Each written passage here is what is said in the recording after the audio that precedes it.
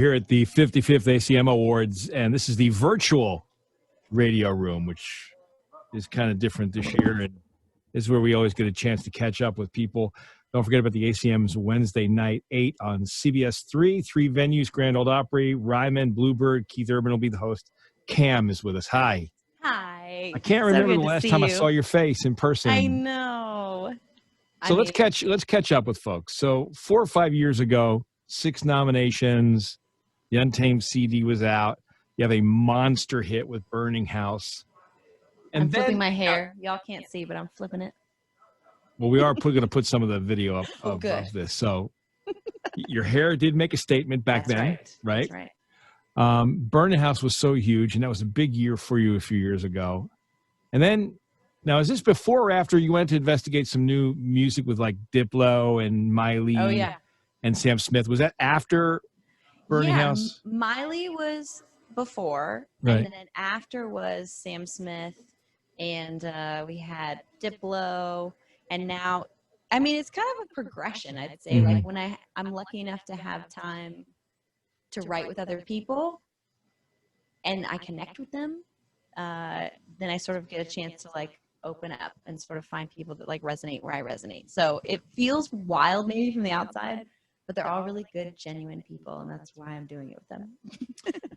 and everybody's story is different in music. Everybody gets to, like, for radio stations like what we're doing here, my story getting here is different than anybody else you're going to talk to today, and your story is different than anybody that's going to come to these microphones. But you come from a different approach, and I wonder if coming from California gives you that perspective. You know, I think coming from California, we have like a good little class of people that are from California now, you know, so that part, I don't feel quite as alone in that. I do feel like I had a different career path, like doing psychology research first. And so I think kind of getting into this as like my second career, I think that sort of put things in a new perspective for me. And I think honestly, becoming a mom right now is sort of the same thing too. It just keeps doubling down, like, the perspective of make sure you're doing what you want to do and like keep checking why you want to do it. You know, like keep touching that little touchstone in your gut of like, are you doing the right thing? And don't get swept up in the stuff just because everyone's doing it. So on that note, so now you're back with an album called The Other Side, based upon your experiences with these other writers and experiences as a mom and all these other things? Yeah, exactly. Kind of this transitory chapter. And I feel like I've had this time to, you know, go through some ups and downs, figure out who I am, become more of myself, and also, meet some of these people along the way. And this is the first time I've had other songs from other people that I'll take. Because normally, like, control freak / you know, financial reasons, you're like, no, I'm going to write it all. Yeah.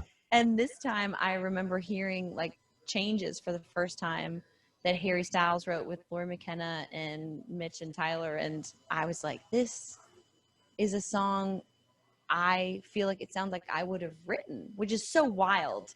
It feels completely crazy to say that out loud. And it just, I don't know. It just, you start hitting on when you have people that seem to be sailing along the same path or something, you kind of see the world the same, or I don't know what it is, but it synced up. And same thing with Sam. When I got to hear for the first time, I remember I was in New York sitting at a cafe, and Tyler he had just written with Sam.